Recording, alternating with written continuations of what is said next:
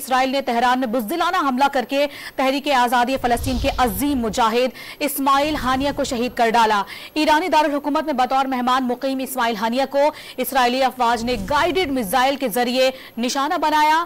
Hamas نے اسرائیل سے اپنے قائد کی شہادت کا بدلہ لینے کا اعلان کرتے ہوئے دو ٹوک پیغام دیا ہے کہ بیت المقدس کی آزادی کی جنگ مزید تیز ہوگی۔ فلسطین کی تحریک آزادی کو بڑا نقصان، حماس کے سیاسی ونگ کے سربراہ اسماعیل ہانیہ کو ایرانی دارالحکومت میں شہید کر دیا گیا۔ فلسطینی مزاحمتی تحریک کے سب سے زیادہ سرگرم رہنما اسماعیل ہانیہ کو تہران میں گائیڈڈ میزائل کے ذریعے نشانہ بنایا گیا۔ صہیونی افواج کے بزدلانہ حملے میں ان کا محافظ وسیم ابو شعبان بھی شہید ہوا۔ اسماعیل ہانیہ نے گزشتہ روز ایرانی صدر مسعود پزشکیان کی تقریب حلف برداری میں شرکت کی تھی اور اسی سلسلے میں وہ تہران میں مقیم تھے۔ حماس نے اپنے سیاسی قائد کی شہادت کی تصدیق کرتے ہوئے اسرائیل سے بدلہ لینے کا اعلان کر دیا۔ حماس ترجمان نے اسماعیل ہانیہ کے قتل کو بزدلانہ اقدام قرار دیتے ہوئے دو ٹوک رد عمل دیا کہ اسرائیل کو اس سے مقاصد حاصل نہیں ہوں گے۔ صہیونیت کے خلاف جہاد کسی صورت کمزور نہیں ہوگا۔ حماس رہنما سامی ابو زہری نے واضح کیا کہ بیت المقدس کی آزادی کی جنگ بھرپور طریقے سے جاری رہے گی اور اس کے لیے ہر قیمت ادا کرنے کو تیار ہیں۔